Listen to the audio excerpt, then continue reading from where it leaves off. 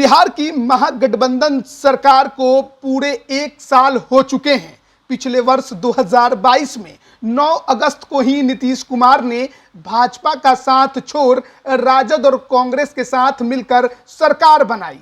नई सरकार बनी तो सीएम नीतीश ने उप मुख्यमंत्री के तौर पर तेजस्वी यादव को कुर्सी पर बैठाया। तब भाजपा ने इसे जनमत का अपमान बताया था। आज नीतीश तेजस्वी सरकार को 1 साल पूरे हो चुके हैं। पिछले 1 साल में इस सरकार की थोड़ी बहुत उपलब्धियां रहीं तो ज्यादातर फजीहत ही हुई है। इसके अलावा वादे को पूरा नहीं करने और बिहार राज्य में क्राइम का दर बढ़ने को लेकर भी इस सरकार पर हमेशा सवाल खड़ा रहा है। जिस तरीके से राजद और जदयू का गठबंधन अभी सरकार चला रहा है, ऐसा लगता है कि गाड़ी को धक्के मारकर आगे बढ़ाने की कोशिश हो रही है। नई सरकार बनने के बाद से ही तेजस्वी को मुख्यमंत्री बनाने की चर्चा होने लगी। राजद की ओर से दबाव भी बनाया जा रहा है। इतना ही नहीं, नीतीश कुमार को राजनीति से संन्यास लेने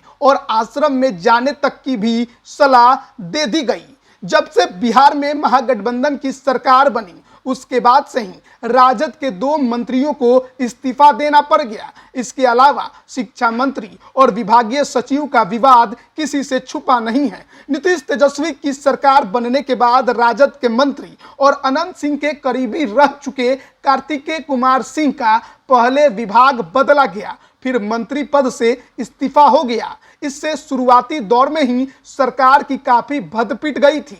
इसके बाद राजद कोटे के ही मंत्री सुधाकर सिंह बागी हो गए। उन्होंने नीतीश कुमार के कृषि रोड मैप पर सवाल उठाए। बतौर कृषि मंत्री मुख्यमंत्री को खूब घेरा, विभाग में कई पीत पत्र लिखे।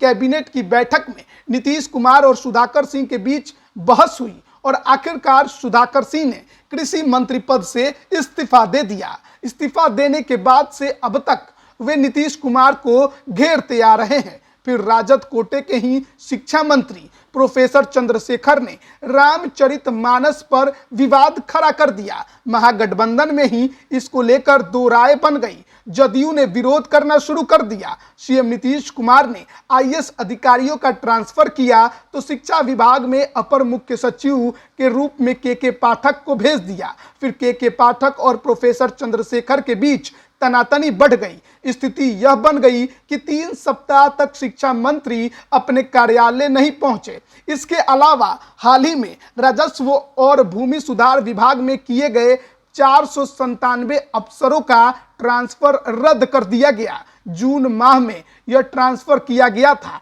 इस पर भी काफी विवाद हुआ। सरकार पर भी सवाल उठे क्योंकि ये विभाग जो संभालते हैं आलोक मेहता, वो तेजस्वी यादव के बेहद करीबी बताए जाते हैं। लेकिन उनके ही एक्शन पर नीतीश कुमार ने अपना रिएक्शन दे दिया। ये तमाम चीजें हैं जो बताती हैं कि इस महागठबंधन की सरकार में सब कुछ ठीक शुरू से ही नहीं चल रहा है। इसके अलावा आप देखिए, जब से ये सरकार बनी है मंत्रिमंडल विस्तार को लेकर खूब चर्चा चलती है, लेकिन आज तक मंत्रिमंडल का सही से विस्तार नहीं हो पाया।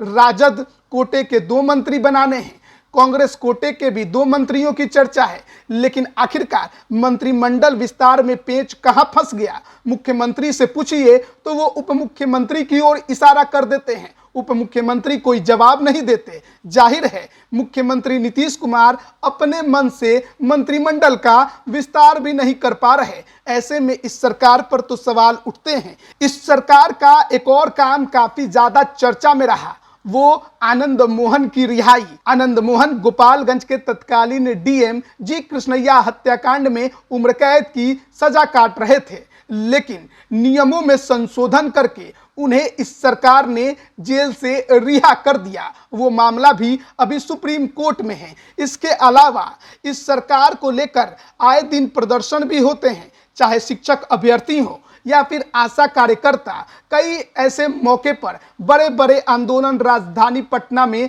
देखने को मिलते हैं। रोजगार को लेकर भी ये सरकार पर सवाल उठते रहे हैं। कि आखिरकार केवल कागजों में ही रोजगार मिलेगा या फिर सच में अभ्यर्थियों को कुछ हाथ भी लगेगा। ऐसे में ये आप जरूर कह सकते हैं कि यह गाड़ी सड़क पर तो जरूर उतरी है, लेकिन इसे चलाने के लिए काफी ज्यादा धक्के मारने पड़ रहे हैं। नीतीश कुमार यानी कि जनता दल यूनाइटेड के प्रमुख और राजद के नेताओं के बीच में कभी भी बात बनते नजर नहीं आई। साफ तौर पर कोऑर्डिनेशन की कमी हमेशा झलकते रही। नीतीश कुमार सीएम की कुर्सी छोड़ देंगे, तेजस्वी को सीएम बना देंगे, यह ज्यादा चर्चा चलती रही। नीतीश कुमार दिल्ली की राजनीति करेंगे, लेकिन फिलहाल दिल्ली में भी उनकी जगह बनते नजर नहीं आ रही। ऐसे में देखना बड़ा दिलचस्प होगा कि आगे ये गठबंधन अपने आप को कैसे साथ लेकर चलता है।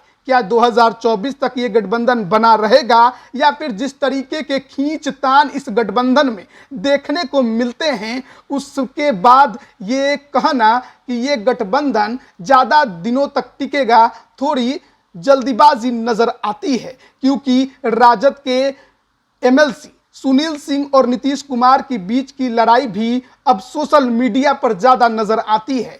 और ये कहना गलत नहीं होगा कि एमएलसी सुनील सिंह हो या राजद का कोई और नेता, बिना तेजस्वी और बिना लालू यादव के सहमति के नीतीश कुमार पर इतना बड़ा अटैक करते रहे, ये कहना थोड़ा मुश्किल है। और ऐसे में इस गठबंधन को लेकर सवाल तो उठते रहते हैं। हाल के समय में ये लड़ाई थोड़ी और बढ़ते नजर आ रही है। एक साल इस गठबंधन ने जरूर बिहार में सरकार चला ली है, लेकिन ये आगे कितने दिनों तक चलाएगी, इसको लेकर सवाल उठता है। क्या ये गठबंधन केवल 2024 के मद्देनजर है या सचमुच नीतीश कुमार 2025 में तेजस्वी को नेतृत्व सौंपकर क्या सचमुच नीतीश कुमार अपनी राजनीति की अंतिम पारी खेलेंगे? ये भी एक बड़ा सवाल है जो बिहार की सियासी गलियारों में खूब चर्चा का विषय है। अब देखना बड़ा दिलचस्प है कि ये एक साल पूरा होने के बाद आगे महागठबंधन की ये सरकार